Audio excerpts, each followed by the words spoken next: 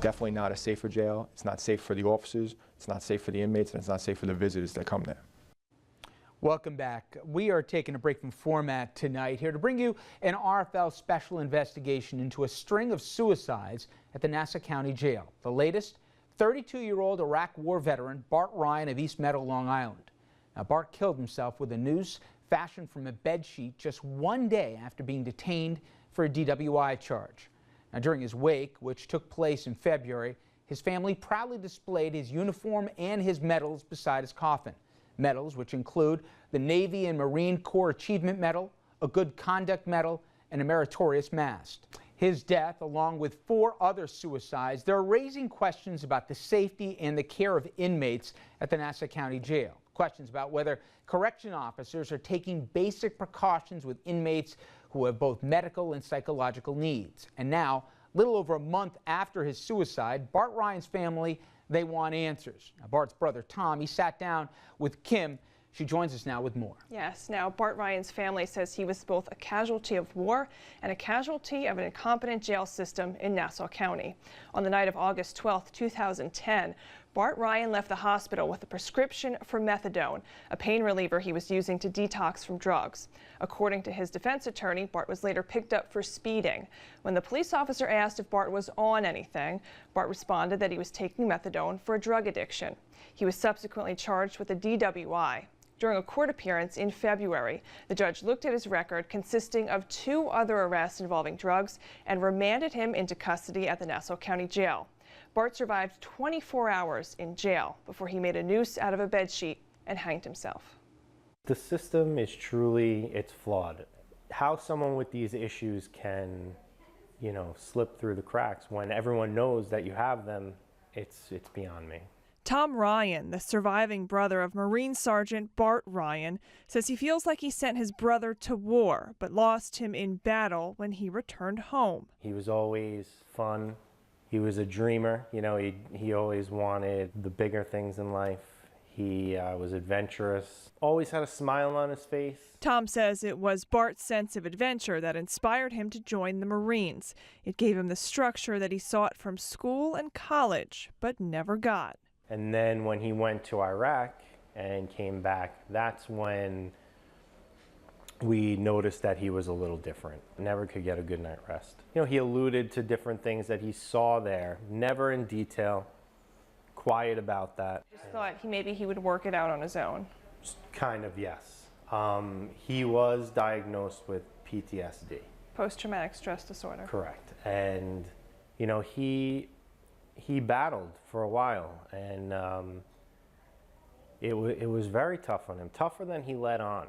He just got caught up in the wrong things. His mind just didn't allow him to grasp reality the way he should have. Tom says that while Bart was in Iraq, he underwent a very painful and sensitive operation.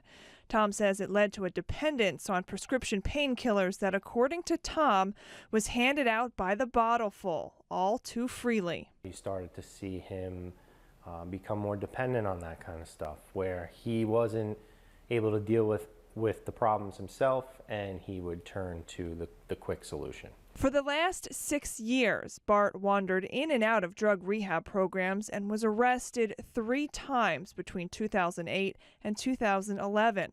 Bart's criminal defense attorney told RFL at the time of Bart's court date, a little over a month ago, thinking that jail would be the best place for Bart, he told the judge, "I cannot vouch for him. He needs help."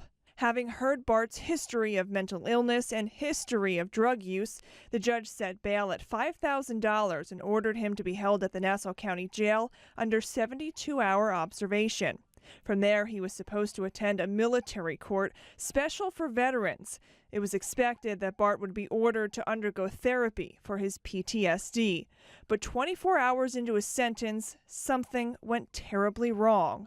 According to reports from corrections officers, Bart Ryan tied a noose with his bedsheet and ended his life.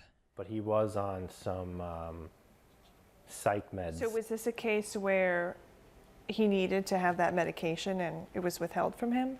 I would believe that it was. We don't have those answers, and that report takes so long to come out, so we don't really know. But my assumption is that, yeah, they were withheld. I think that there's a lot that they will have to ultimately answer for about what happened here. But I think the primary thing to do at this point is to find out why this happened, how this happened, how could this be allowed to happen, and how it could be allowed to happen, particularly after what we know now has been a string of inmate suicides over the past couple of years. Attorney Raymond Silverman is handling a wrongful death claim for the Ryan family against Nassau County. It's one of at least 3 claims seeking monetary damages that have been filed so far. Bart unfortunately came into the facility at that point in time having had a long history of psychiatric problems, dealing with a lot of substance abuse after a very difficult time serving over in Iraq. And it's their obligation, it's the county's duties at that point in time to make sure that an individual such as him is safe while he is in their custody and care. This shouldn't have happened to my brother or to the other 4 people that were there. It's sad. It's very sad. Bart Ryan spent 4 years in the Marines. One of those years was spent in Iraq as an electrical engineer. Bart's primary duty was to repair hospital generators so that the sick and wounded could get the care they needed.